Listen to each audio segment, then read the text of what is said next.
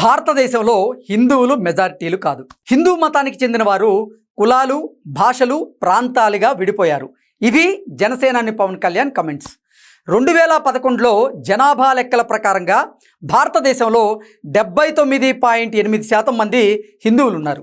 2025 నాటికి ఐక్యరాజ్య సమితి అంచనాల ప్రకారంగా భారతదేశంలో హిందువుల సంఖ్య 114 కోట్లు.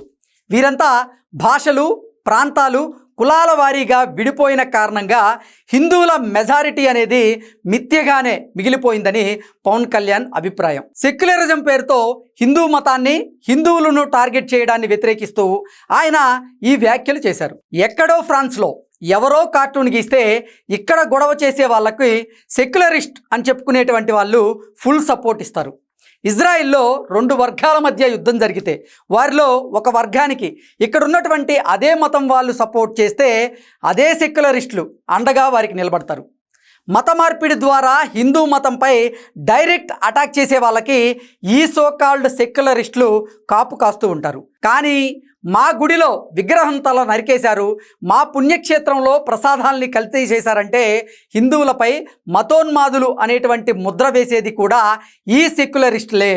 దేశానికి స్వతంత్రం వచ్చిన తర్వాత కూడా ఒక పద్ధతి ప్రకారంగా హిందువులపై ఇలాంటి దాడులు జరుగుతూనే ఉన్నాయి. అందుకే పవన్ కళ్యాణ్ వీళ్ళని సూడో సెక్యులరిస్టులు అన్నారు. 1000 ఏళ్ల నుంచి దేశానికి స్వతంత్రం వచ్చే వరకు భారత్ని మొదట ముస్లింలు, తర్వాత క్రిస్టియన్లు పాలించారు. ఆ సమయంలో హిందువులను వాళ్ళ మతాల్లోకి మార్చడానికి అన్ని ప్రయత్నాలు చేశారు, ఇప్పుడు చేస్తూనే ఉన్నారు. కానీ సెక్యులరిస్టుల ప్రకారంగా దీన్ని హిందూ మతంపై దాడి అనకూడదు. నవాబుల రాజ్యంలోనూ బ్రిటిష్ పాలనలోనూ ఇలాంటి పరిస్థితులను ఉన్నాయంటే మనం అర్థం చేసుకోవచ్చు. కానీ స్వతంత్ర దేశంలోనూ హిందువుని అని చెప్పుకోవడానికి భయపడేటువంటి భయంకరమైనటువంటి పరిస్థితులు ఉన్నాయంటే ఇండియాలో హిందువులదే మెజారిటీ అని చెప్పగలమా? ఒక దీపం వెలిగించాలన్నా కోర్టు అనుమతి తీసుకోవాల్సినటువంటి దుస్థితిలో ఉన్నారంటే ఈ దేశంలో హిందువులు మెజారిటీ అనొచ్చా?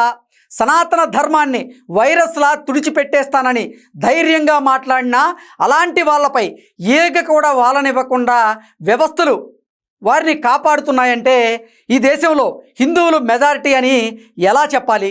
ఇదే విషయాన్ని పవన్ కళ్యాణ్ లేవనెత్తారు. కులాలు, ప్రాంతాలు, భాషల పరంగా విడిపోయినంత కాలం హిందువులపై పరాయి పెత్తనం కొనసాగుతూనే ఉంటుంది. హిందువుల్ని ఎవరో వచ్చి రక్షించరు. ఇప్పటికైనా హిందువులు మేల్కొనకపోతే ఎవరూ వారిని రక్షించలేరు.